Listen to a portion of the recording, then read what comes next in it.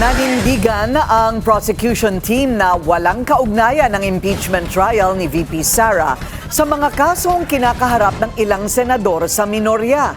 Yan ang agenda report ni Isaiah Mirafuentes ng Abante. Tila unti-unting nalalaga sa mga nasa minorya ng Senado. Kaya naman sa kanyang manifestation sa ika-6 na araw ng impeachment trial, naglabas ng agam-agam si Senator Robin Padilla tungkol sa mga investigasyon at kasong kinaharap ng mga kaalyado. Pero ang sagot ng prosekusyon, wala pong script ito of conspiracy, no? Wala pong Operation Romanov against the senator judges who are not part of the majority bloc.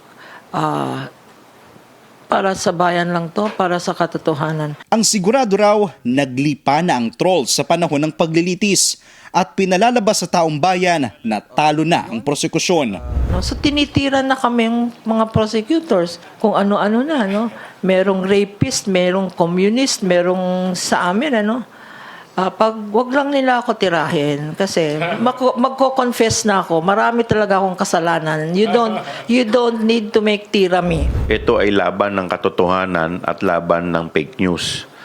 Kaya nga po hinihikayat natin, no, yung mga kababayan natin na subaybayan ang impeachment trial nang sa ganon ay hindi sila mapepeke. Inaasahang sa Lunes magkakaalaman na kung mabubuksan ba ang tax at bank records ni VP Sara. Umaasa ang prosekusyon na papanigan sila ng senator judges. Uy, defensive sila.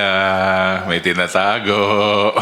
Parang gano'n lang. Nandito na tayo sa impeachment trial. Trial of the century. Ilatag na po natin lahat.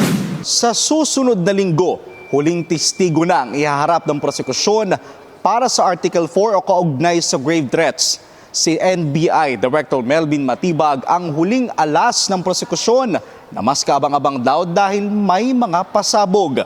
Matapos niyan, bubuksan na ang paglilitis para sa confidential funds na mas mahaba at mas mabusisi.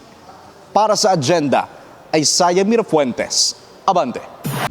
Manatiling nakatutok sa Bilyonaryo News Channel. Sumubaybay sa aming social media accounts at mag-subscribe sa aming YouTube channel para sa mga bago at eksklusibong balita.